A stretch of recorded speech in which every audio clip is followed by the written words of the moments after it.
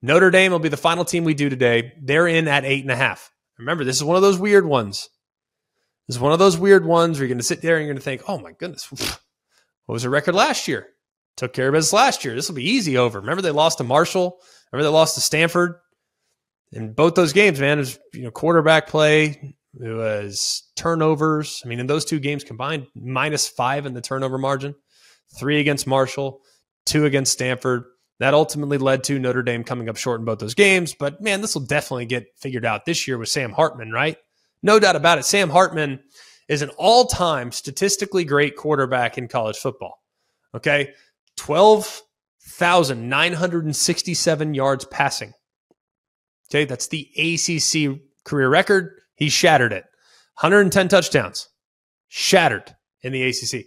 He is entering the all-time FBS leaderboards and just needs 2,000 yards passing and 21 touchdowns to crack the top 5 all-time in the history of college football. 2,000 yards. He might get that by midway through the season. And then 21 touchdowns. I mean, let's hope for Notre Dame fans' sake he gets there, by early October. I think both are within reach. I think both are very probable. But here's the problem. He does turn the ball over. Not crazy. He's not reckless. But when his turnovers happen, they happen in bunches. So let's think about last year. He had 7 fumbles last year. Didn't lose a ton. Still had 7 fumbles. We'll throw some picks, and they come in bunches. All right? Let's look about the Louisville game. That's the biggest, most glaring example of him being a little reckless, careless of football. It's a bad day. It was a bad quarter, to be honest with you. 2 fumbles, 3 interceptions in that performance. 3 interceptions against NC State. 2 interceptions against Liberty. Those are things that have to be ironed out because think about last year, what we just talked about with Notre Dame, when they protected the football and they won the turnover margin, or even if they were just -1 in the turnover margin, they were in really good shape.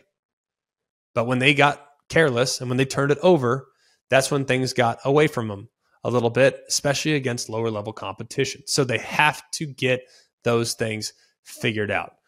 They're the favorite. You look at their schedule, they're favored in 9 games. It should be based on preseason prognostications. They should be favored in 9 games, but you also have 3 big-time opponents in Ohio State, SC, and Clemson. All 3 of those will be very difficult. You have that swing game with Pitt, and next thing you know, we're flirting with 10. But let's go through it. All right, Navy in Ireland. I think you get that one. Going to be tough. Going to be tricky. It's week 0, triple option, but you have time on your side to prepare for that Navy offense, which will be a little bit difficult for the Irish. Tennessee State. Let's give you that one. Remember, we've got to find some losses. Okay, so 8.5 is the number. We got to find 4 losses. Can we do it? At NC State, be careful. Be careful. Okay? I think NC State is a proud program in the front 7s. It'll be a difficult road trip.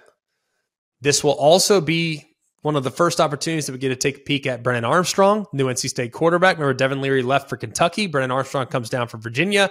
He brings his offensive coordinator, Robert Anae, who was with him at Virginia before he had a terrific year. Went to Syracuse. Now he's at NC State. Those 2 in tandem, look out. That's a really good quarterback and OC tandem that you're going to have to deal with. Let's just put that one in the question mark jar just for a moment, okay? Central Michigan, that's a win. Ohio State at home, you played them well last year. I think it's a difficult one for me to imagine. But hey, it's early in the season. Anything can happen. Still, let's put it in the jar of question marks at the moment. So we're at 2. At Duke, difficult team last year. Very difficult team last year. Duke quietly won 9 games. This year, I think they kind of revert to the mean a little bit. Riley Leonard surprised everybody. The improvements both offensively and defensively surprised everybody last year. But Duke had one of the weakest schedules in America last year. This year, not so much. So I think they get that one, even though it's on the road. At Louisville, be careful here. Still should be one that they should get, even though Louisville should be drastically improved. Just going to take a little time, I think, with the transition they're making offensively. USC at home. I actually really like the matchup here for Notre Dame.